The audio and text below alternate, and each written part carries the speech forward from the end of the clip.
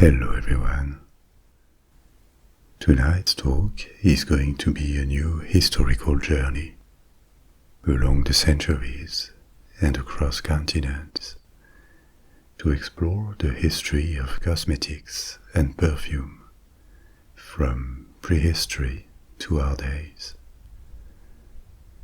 I'll tell you about techniques, ingredients, discoveries, beauty standards and practices, and also what they tell us about societies where they existed.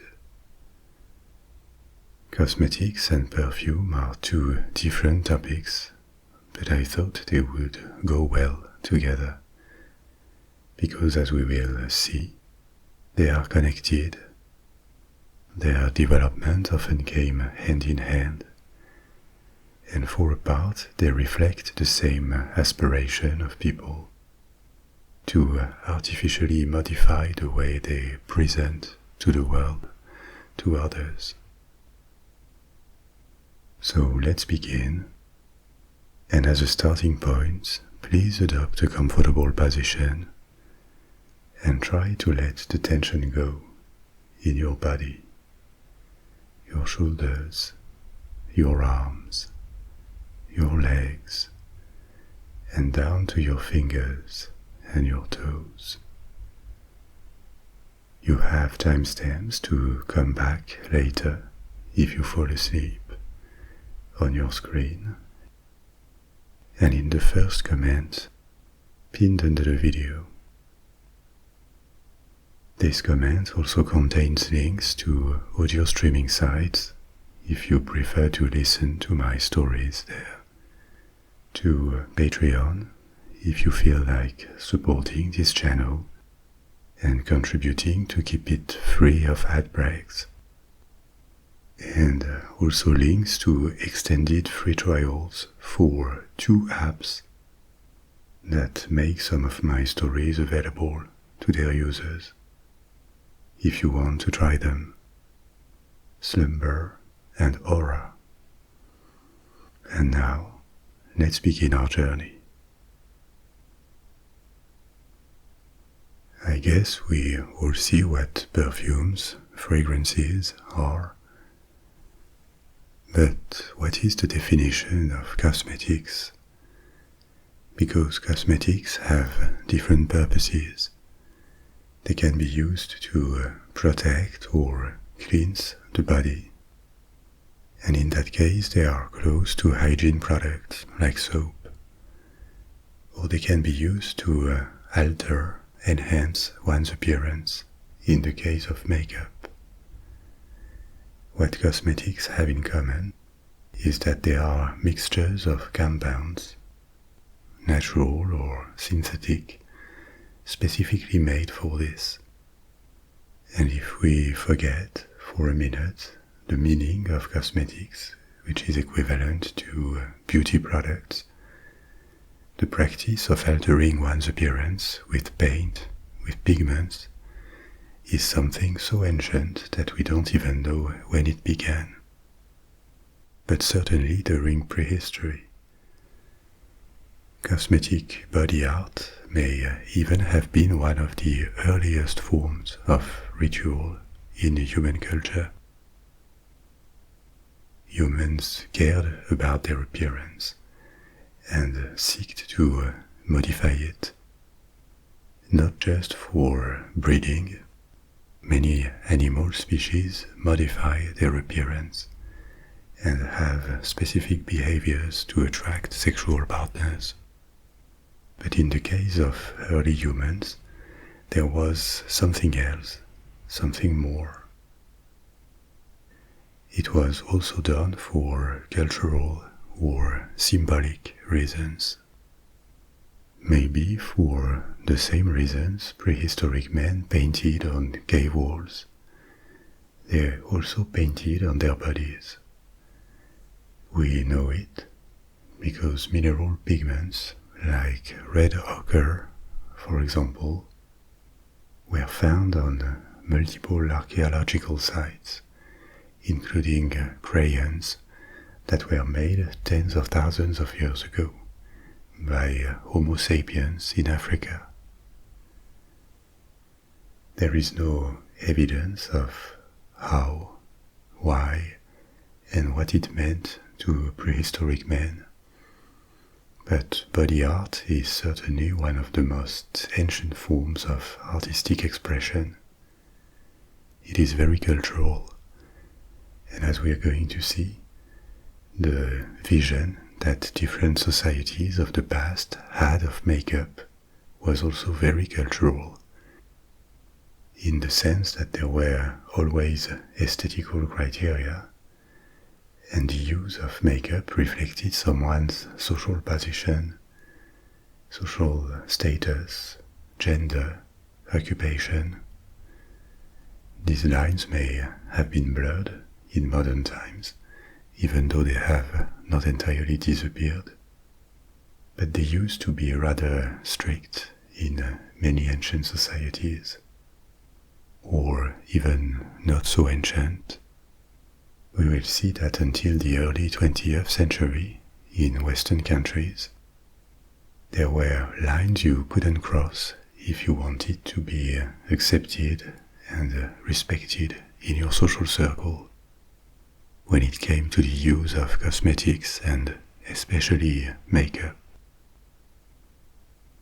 So we are going to explore all this from ancient Egypt, China, the Middle East, Greece and Rome, to Europe and America.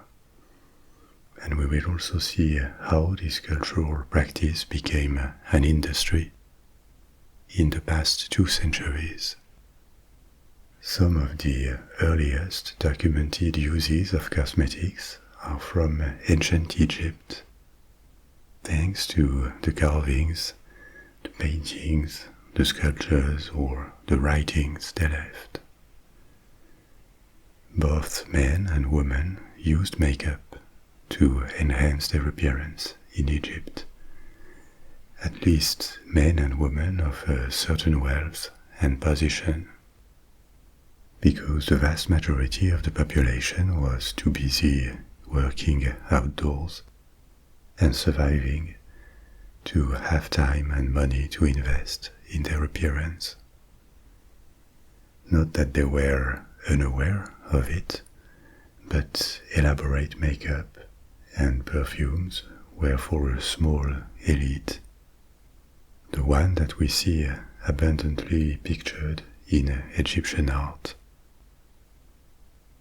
Peasants were very simply dressed, and they may have used some basic, cheap ingredients to make cosmetics, like creams to reduce scars, for example, because they had access to doctors, or an ancient type of eyeliner called kohl, but nothing fancier.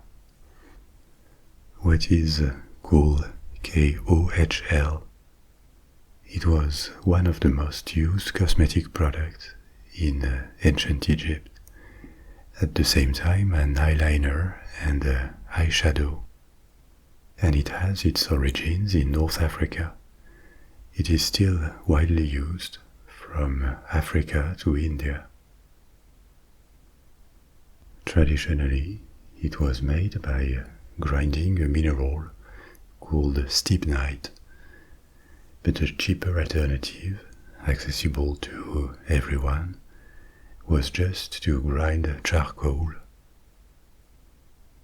Kohl was believed to protect against the harsh rays of the sun, even though it is dubious that it really did. But it also protected against eye ailments, and over time it was enriched with other compounds that could give it anti-infectious properties or make it more attractive in terms of color or scent. For example, the refinement of the New Kingdom in the 2nd millennium BC was to add frankincense to it, or spice components such as cinnamon. That was very costly at the time, because it came from Asia or the Horn of Africa and was brought to Egypt along the ancient spice road. Apart from lines of gold around their eyes, the Egyptians used different colors of eyeshadow made of grinded minerals. Some could be cheap and easy to find, like red ochre, but others were very pricey, like for example the color green, which was obtained with malachite, or the color blue with another type of stone called azurite.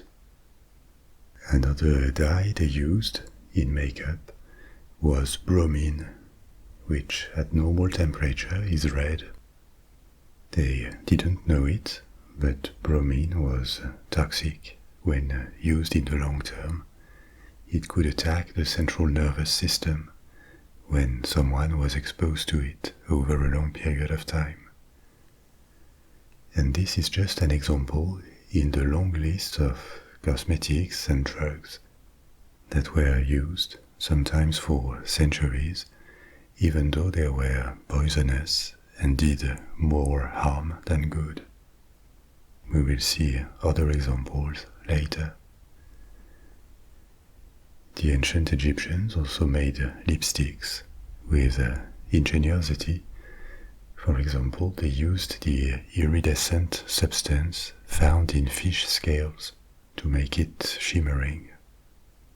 And they also had skincare products, like, for example, remedies to treat wrinkles using gum of frankincense, or ointments made of red ochre, coal, honey, or wormwood to reduce scars and burns.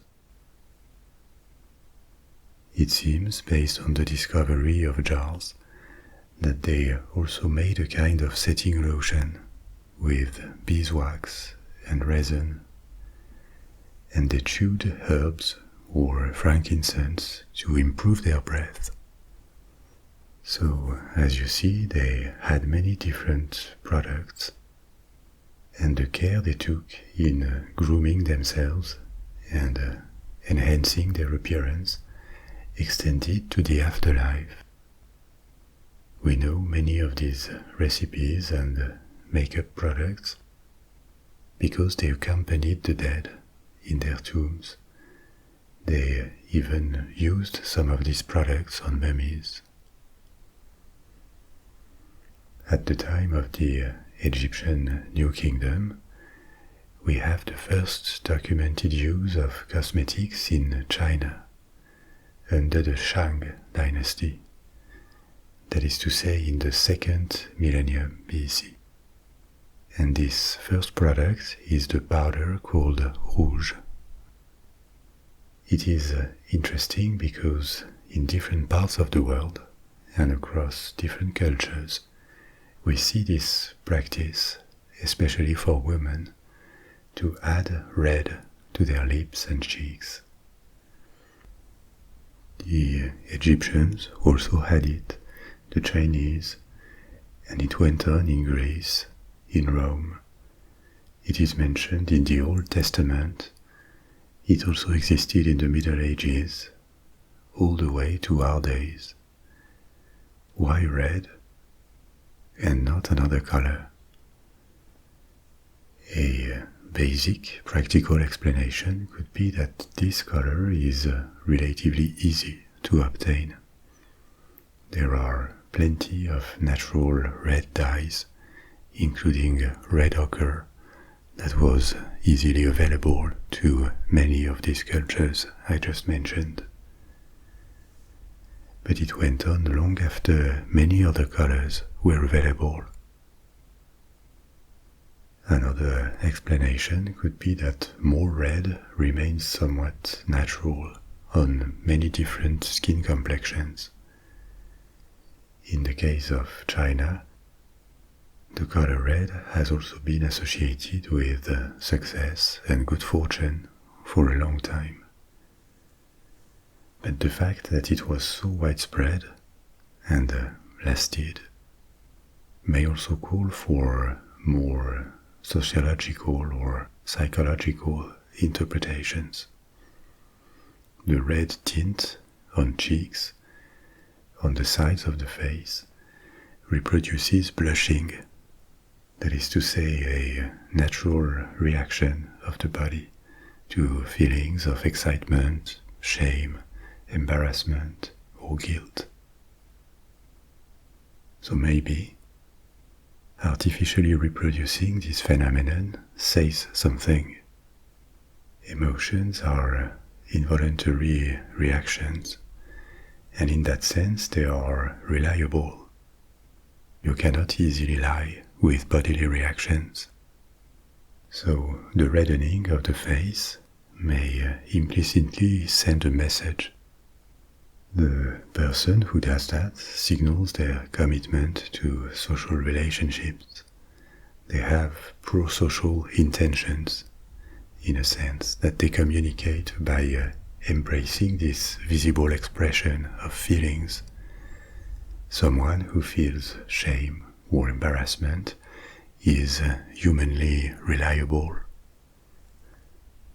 Of course, women who apply rouge probably don't think about it when they do it, and an aesthetical practice can escape the reasons why it appeared in the first place. But it could be a plausible explanation for this widespread appeal, this widespread use of rouge in makeup. This reddening also implicitly suggests honesty, a form of modesty, if someone feels embarrassment. But we will see later that in many cultures too, red makeup became associated with not always prostitution, but at least sexual availability, which could sound paradoxical, but maybe not so much if you think further about it. If you use with ostentation a sign that indicates your availability for social contact in a certain context, it reverses the message. It becomes an invitation. And something stays of this in our social codes. We more or less consciously associate heavy red makeup with seduction or even provocation. Justified or not, this meaning is part of our social codes. Another color in makeup that appeared early in China, this time in the first millennium BC, was white rice powder that was used to whiten the face, the ancestor of foundation. It unified the skin tone and could hide imperfections. But here again, white was not a random choice.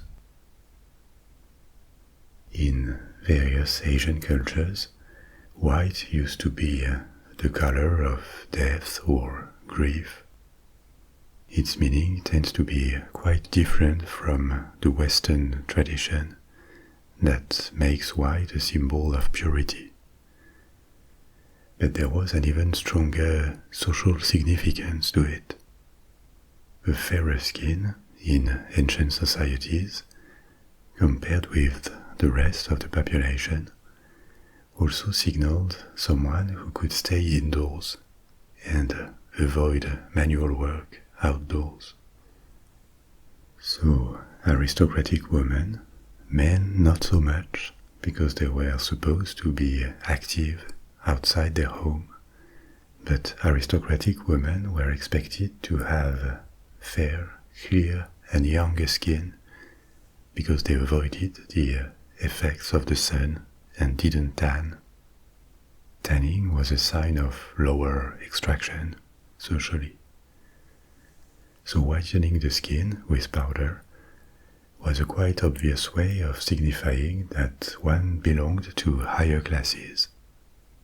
And this taboo of tanning for women of higher classes was something very obvious, not just in China or Japan.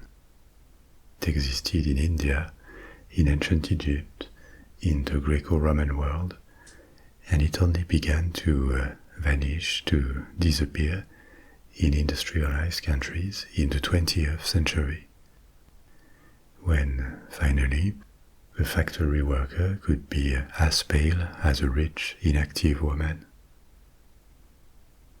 Interestingly, it is in the second half of the 20th century that tanning became desirable in the mainstream, because it suggested a lifestyle of leisure, an exposure to the sun that was now seen as something positive.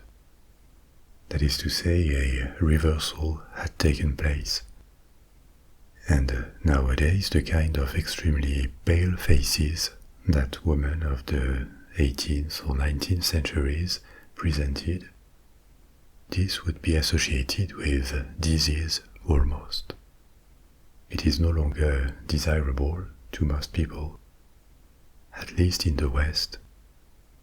But in East Asia, pretty much in all countries, due to the persistence of traditional beauty standards, also the influence of Western aesthetic, and the understanding that the sun makes the skin age faster, a majority of women still avoid too much exposure to the sun, and tanning, a darker skin due to sun exposure, is not desirable at all.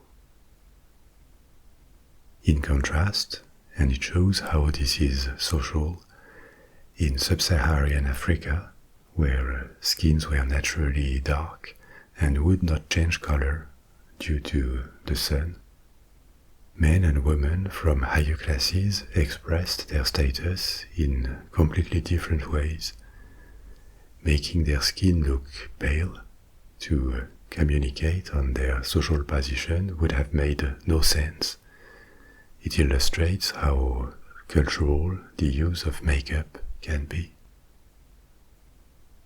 And speaking of culture, in ancient China, like in other cultures we are going to talk about, the use of cosmetics became very codified socially. I told you before that in Egypt, men and women alike used it. In posterior cultures, it became mainly a woman thing. Not that men didn't use any cosmetic at all. A degree of grooming and personal care was expected from them. And in many cultures they would shave regularly, use ointments or hide imperfections that would be considered too visible. So it is not like appearance did not matter to them. It did, it still does. And when efforts are made to try and look natural or unaltered, this is a choice, a conscious choice in itself. But the use of makeup became mostly feminine. Not forever. We will see that in 17th and 18th century Europe, men could put a lot of powder on their face and lipstick too. But there were social norms, and even among women, if you crossed lines and used too much or not enough, you could be frowned upon. These lines were defined by social order, probably, but not only. They also reflected the concept of aesthetic, what was beautiful and what was not in a society. Ancient Greece and Rome are good examples of that, if you compare them with earlier periods. In ancient Egypt or ancient China, there were these practices that we just discussed of painting faces with heavy makeup, faces that looked almost unnatural. Nobody in China had skin white as milk or in Egypt, heavy dark lines around the eyes naturally, or blue or green eyelids. The Greeks and the Romans had a different conception of beauty.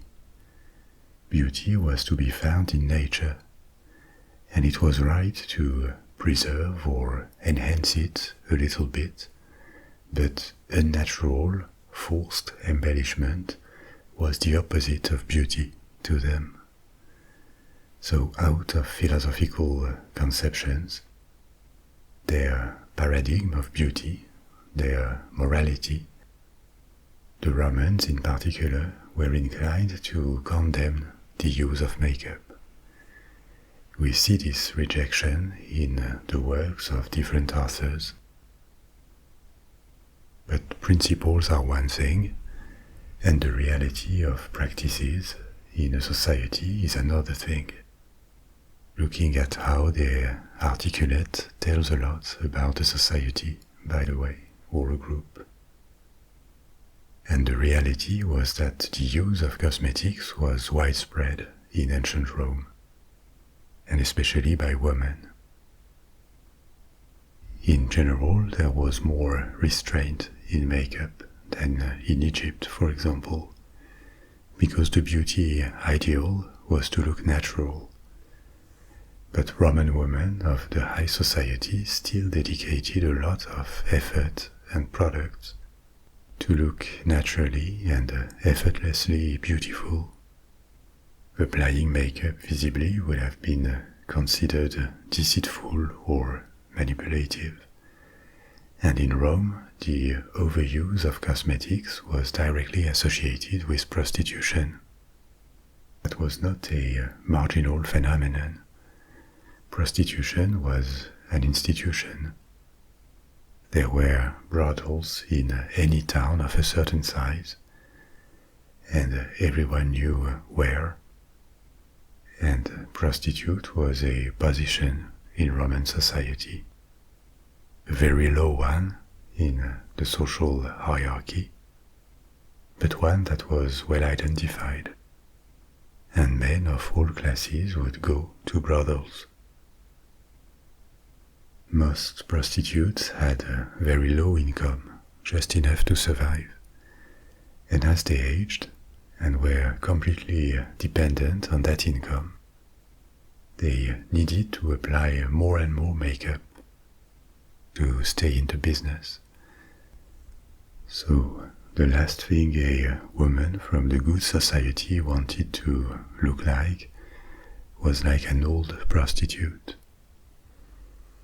It was not just the quantity, it was also the exaggerated colors, and something of that still exists in our cultural codes. Maybe it has started to change and will disappear eventually. But we still have this association between prostitution or sexual invite and ostentatious makeup in the back of our minds. So, no ostentatious makeup for Roman women of the good society, but still a lot of cosmetics, designed to preserve youth and look natural. They had countless beauty masks using all sorts of plant and animal ingredients, like the sweat from sheep's wool, fruit juice, seeds, honey, vinegar, eggs, animal excrements, yes, ground oyster shell, and various resins like frankincense or myrrh. In extreme cases, for very wealthy women, baths in milk that worked as a chemical pill were also used. Cleopatra was famous for that. And also Poppaea Sabina, the second wife of Emperor Nero. After their bath, they would apply face whitener in moderate quantities, so it didn't look too obvious. It could be chalk powder, but white lead was another one, and it was poisonous. Apart from that, Roman women used rouge and kohl for their eyes. Taste evolved, and no fashion lasted for the entire history of Rome. But for a long time they preferred dark eyebrows that almost met in the center. So they achieved that by darkening their eyebrows and extending them inward. Perfume use was also widespread. We will see that later when I tell you about perfumes. The trend for pale faces went on after Rome and was still dominating in the European Middle Ages. By the late medieval period, some women could go as far as ask their physician to bleed them to achieve pale skin. Voluntary bleeding was seen as a medical treatment, even though it did nothing good for the patients, but it also had the advantage, if you want, to make people paler for a few days. By the end of the medieval period, Europe entered several centuries when attitudes towards makeup varied a lot. Sometimes it was frowned upon, and you see it disappearing from paintings, like at the time of the Reformation.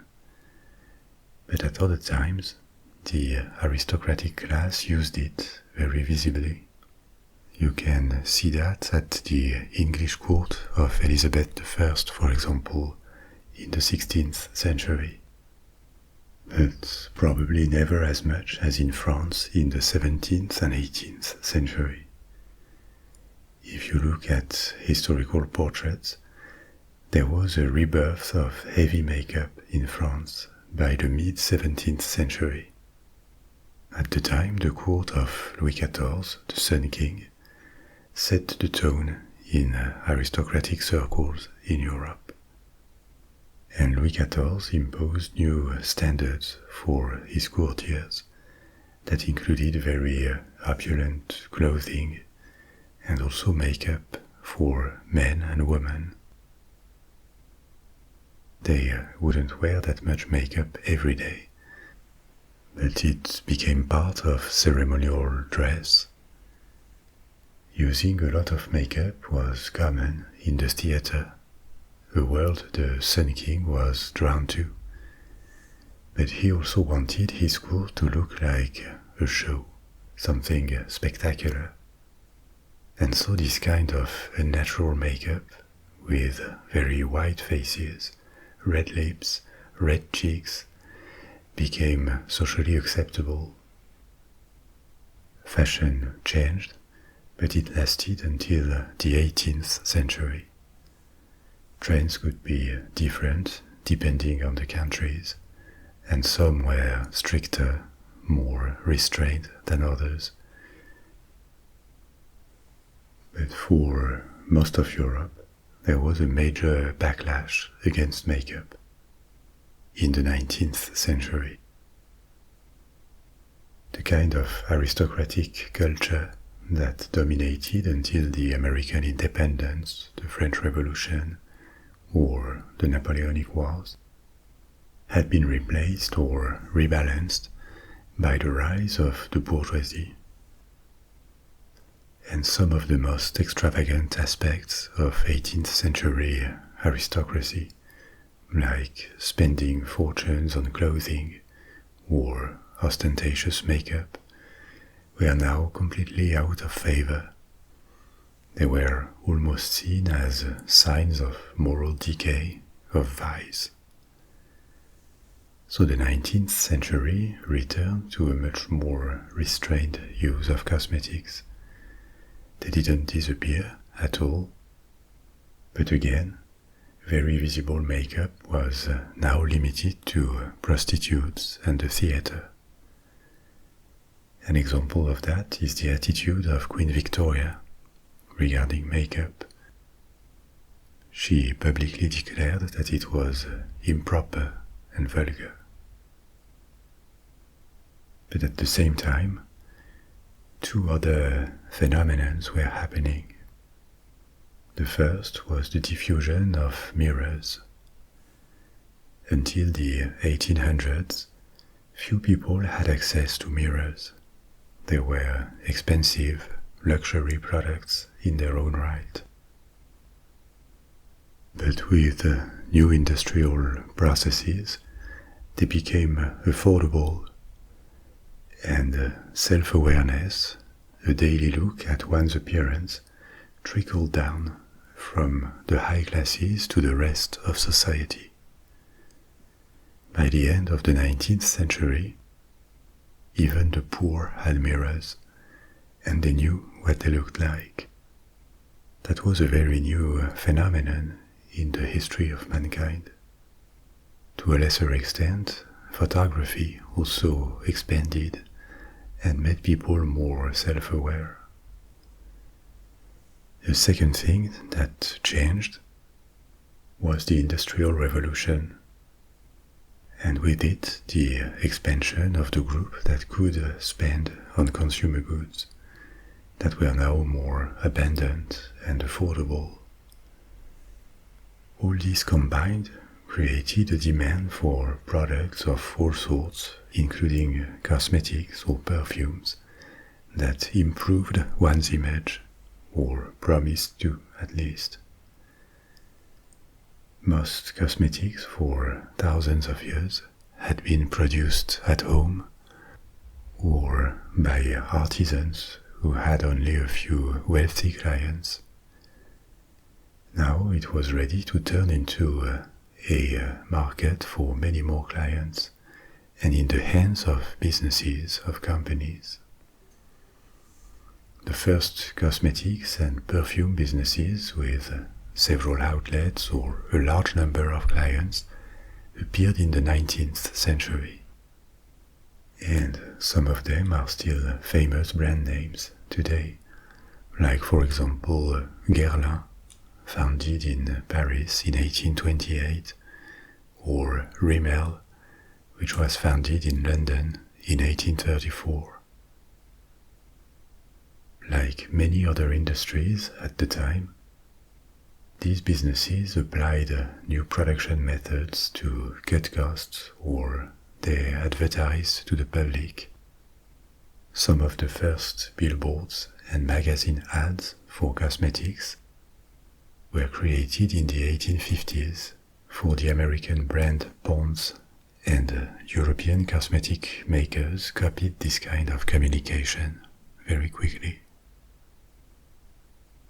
So, at the start of the 20th century, cosmetics were already a small industry, and beauty products were available to a growing base of consumers in department stores or specialized retail stores. Makeup, not so much yet, because the taste of the high society was still for pale skins and no makeup that would be too visible, and the rest of the people tended to emulate this style.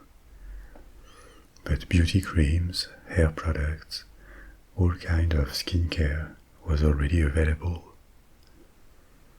The attitude towards makeup started to change again around 1910 and even more in the 1920s, for a part due to the influence of the film industry in general, including Hollywood movies, and also the development of magazines. Technical innovations also helped make products better, cheaper, and also safer. Another reason for the bad reputation of makeup was also that homemade products could be poisonous. And at this point, it had entered public consciousness that various cosmetics used in previous centuries, like white lead for example, were dangerous. These ancient recipes were natural rather than synthetic, But nature is always ready to kill you if you don't know how it works. For example, the eyebrow pencil to draw eyebrows was invented in the 1920s, and it was an instant success because it was cheap, fashionable, and safe. It used a new ingredient, hydrogenated cottonseed oil, created by the chemical industry. Many of the present-day mass-market makeup manufacturers emerged in the 1920s and 30s. Names like Helena Rubinstein or Elizabeth Arden or Maybelline in America or L'Oréal in Europe. And faster than at any time in history, they introduced products to create new needs, from hair dyes to fake tan products, which is ironical because after centuries of trying to make people look paler, cosmetics now help them to look artificially tanned. But beauty standards can also be rigid, and sometimes sadly so. For a long time, caring a lot about these standards was mostly limited to a small part of the society, the privileged one. But with the massification of self-awareness and the rise in standards of living that made beauty products much more accessible, new health hazards also appeared. An example of that exploded in America from the 1920s was black women bleaching their skin in an attempt to lighten their complexion, to be better accepted or conform to beauty standards that were imposed on them. Hair straightening is another practice that also multiplied during the 20s. Skin bleaching is dangerous. The kind of risk and pain people are willing to go through to conform or adjust their image to what they see as desirable, to be accepted, tells you a lot about the social importance of appearance. In many social interactions, you are what you look like. And you also are what you smell like. So now let's take a look at the history of perfume. The difference between perfume and scent is that a perfume is a man-made mix of scents. It comes from Latin, perfumus, which means through smoke. So a perfume is intentional, it is elaborated, it is a product that captures one or several natural or synthetic scents. Many cosmetic products are given a fragrance. This is not something recent, as we have seen before. The Egyptians already added incense or spices to their cosmetics to make them smell better. But the making of perfumes can be more complicated because it requires extracting a scent and preserving it in a different medium. How is it done, and how did perfume develop? This is what we're now going to see. The oldest perfume maker that we know of was from ancient Mesopotamia. She was a woman called Taputi, and we know of her because her existence was recorded on a tablet around 1200 BC, more than 3000 years ago. She was also the first recorded chemist in the world. We don't know more about her than what this tablet says. But from it it can be established that she was the overseer of the royal palace, so an important role in government in ancient Mesopotamia. And she developed methods for scent extraction techniques. She used flowers, oil, and different plants that she filtered several times. And her most groundbreaking technique was the use of solvents. There are different ways of extracting a scent, which technically is an aromatic compound. The four methods that were discovered along the centuries and are still used today are distillation, solvent extraction, expression, and the last one called enfleurage. What do these terms mean? The aromatic compounds are a component of essential oil, the concentrated oily liquid that can be extracted from a plant.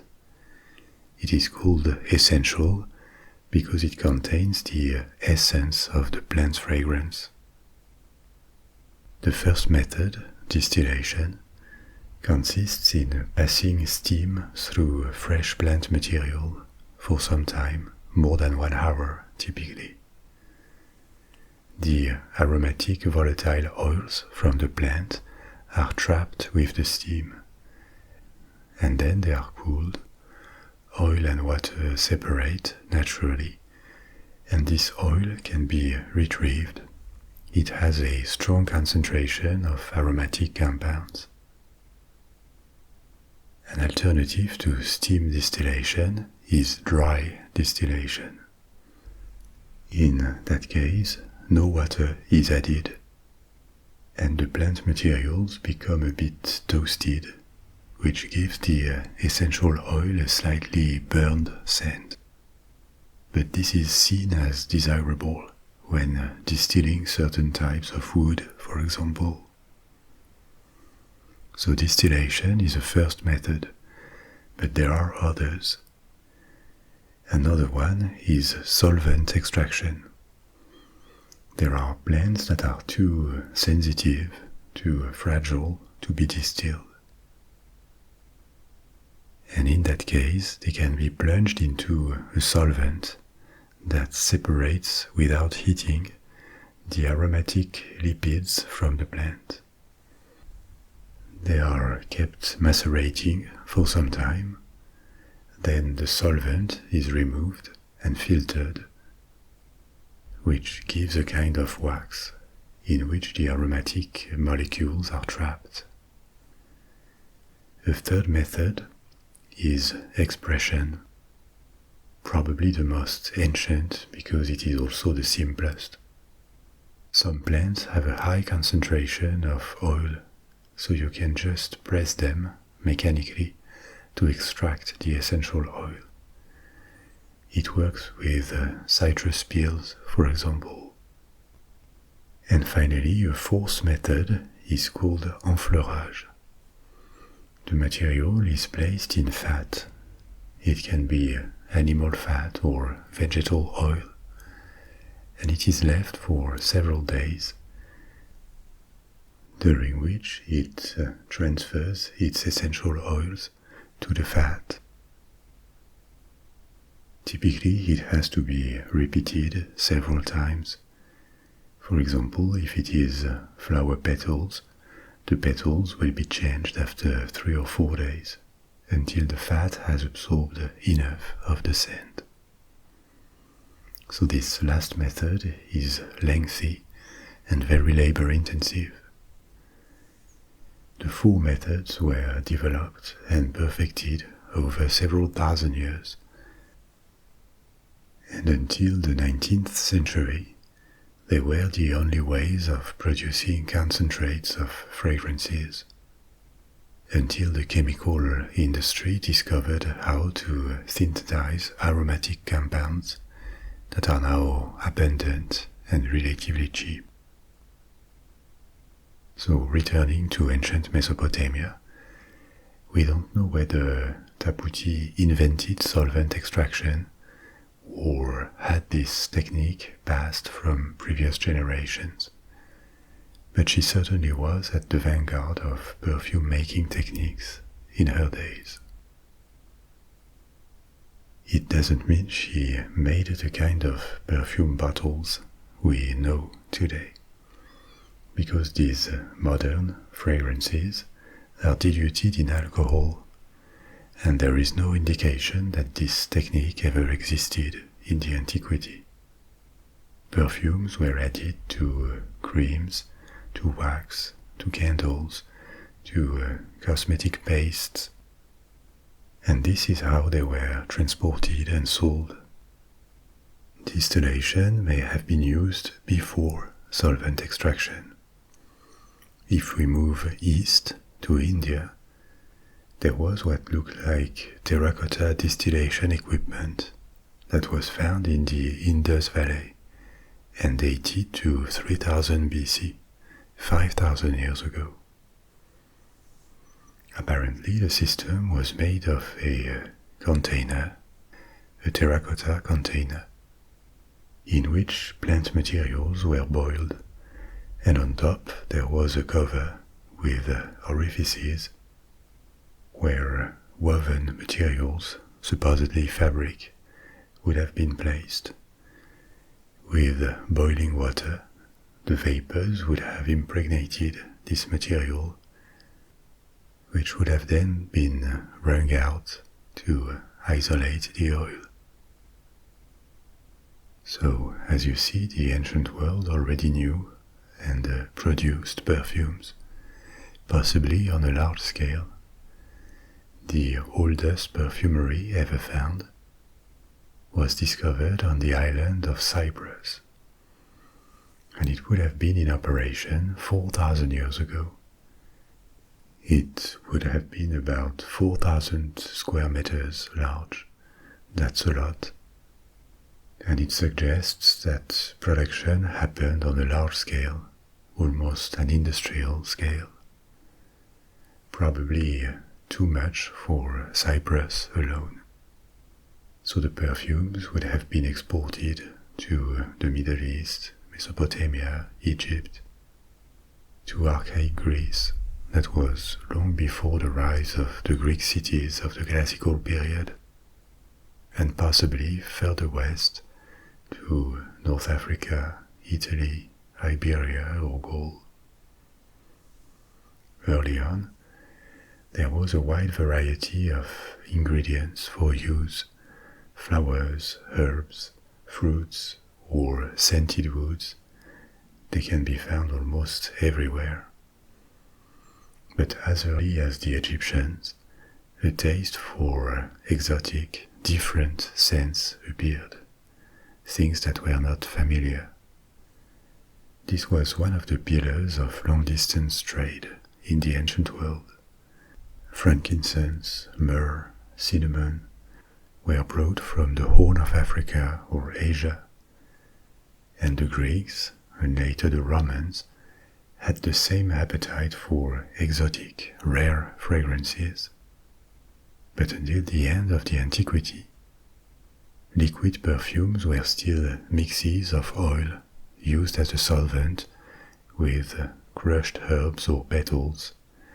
The oil was filtered and smelled good.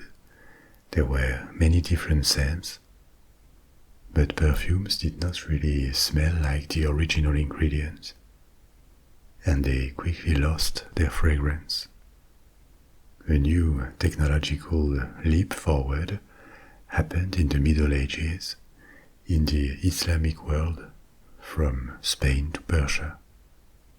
Muslim perfume makers had inherited all the knowledge of their predecessors, but scholars also took an interest in perfume, and they were well placed to improve perfume production, because on top of this heritage, they had access to more raw materials than ever, the Muslim world being at the center of trade routes, and they were willing to experiment and make discoveries. They imported new plants to the Middle East and Persia, coming from Asia, such as bitter orange and other citrus trees. They also generalized the use of animal fragrance material, like ambergris or musk. Ambergris was always hard to find because it formed in the intestines of sperm whales. It is believed it forms around hard, sharp objects that the sperm whale has eaten to ease their passage through the intestines. And then it is rejected and floats. It can be found either floating on the sea or on beaches. That sounds a bit disgusting, so why use it in perfumery? Because of its chemical properties as a fixative. It allows the scent to endure much longer. Nowadays, ambergris has been replaced by synthetic fixatives, but for a long time it used to be a precious material. And it was attributed a lot of properties, often without base, like protecting from the plague. This was because the fragrance covered the smell of the air, which was believed to be a cause of plague. Or it was also used to flavor coffee or hot chocolate in the 18th century. The ancient Egyptians also had some, and they burnt it as incense. Musk is another animal material used in perfumery. It could be obtained from the secretions of glands of some animals, like the musk deer. It also has fixative properties and is still used in perfumery, except that now musks are synthetic, as base notes, that is to say, the scent that lasts longer when other scents have vanished. Apart from ingredients, Muslim scholars also perfected recipes and techniques. The most important one, probably, was the use of distillation with steam in an alembic to extract oils from flowers. All the extraction techniques we have seen before damage the scent of the materials to some extent because of the heat or the scent of the receiving material. But even though it was not perfect, distillation of flowers permitted to extract very intense and similar scents to the original. A Persian doctor called Avicenna, who is also famous for other works from astronomy to philosophy, was the first to experiment with roses, and he could obtain a rose water that was more delicate and credible than any other flower perfume before. These discoveries passed to Europe, especially via Italy, through trade or the Crusades, and European perfume was strongly influenced in terms of techniques and ingredients by this Islamic heritage, including today the vast majority of ingredients of base scents, be they natural or their synthetic copies, are the ones that were already used several centuries ago. New ones have been added, of course, but the base remains broadly the same, and they are recombined and dosed differently, essentially. Only one step was missing to obtain a modern perfume bottle: the dilution of blended essential oils in an alcoholic solution. The first time it was recorded was in the 14th century in Hungary, a perfume that became famous throughout Europe as Hungary water. But the center of European perfumery in the late Middle Ages and the Renaissance was in Italy. Italy had the best access to exotic ingredients via Venice or Genoa. It was relatively rich, so there was demand from a class of aristocrats and merchants, because obviously perfumes were very expensive, so perfume makers needed the patronage of wealthy individuals to prosper. And for this reason, the center of European perfumery and also cosmetic production moved to France in the 16th century, where it became a tradition that continues to this day. At the start, it was because there was a large aristocracy and a crowded royal court that provided as many clients. It was already the case in the 17th century, and even more in the 18th, because other European aristocracies wanted the same products that were fashionable at the Versailles court or in Paris, but also because wealthy clients used quantities of perfume that were hard to imagine. It was not just a few drops like we would use perfume today. They perfumed everything: clothing, furniture, fans. And so, typically, they could order several bottles a month. Their perfume budget was exorbitant. The birth of the French and Italian luxury industries can be dated to this period, the 16th to 18th centuries, when they became the purveyors of these high-end products, not only perfumes or cosmetics.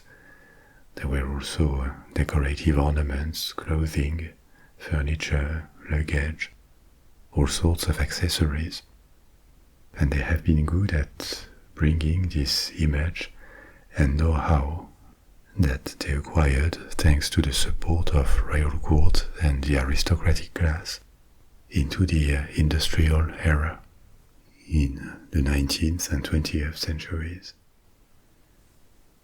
As we have seen for cosmetics, the next transition was the transformation from a very niche production for a few clients to the mass market. Because even though fine fragrances are relatively costly for the consumer, they are a mass market product. There are perfumes at every price, and they are cheap to produce. Only a fraction of the price we pay goes to the product itself. The rest is marketing expenditures, retail costs, or profit margins. The drop in cost has been permitted by the replacement of many natural ingredients with synthetic ones, starting in the 19th century. And sometimes the two are undistinguishable, because it is the same molecule, so even experts could be unable to tell the difference between the natural ingredient and its synthetic copy. And with the drop in cost, perfumes have entered more areas of our lives than we may think of. They are added to many, many products for everyday use, not just shampoos or soaps or scented candles. They also include laundry detergents, every cleaning products for the house, toothpaste, cosmetics, and an even larger market, which is artificial aromas and perfumes for industrial food. There could be much more to say about cosmetics and perfume, but this was just an introduction, and as always, I hope it makes you curious to discover more. We have reached the end of our story for tonight, so sleep well, sweet dreams, au revoir.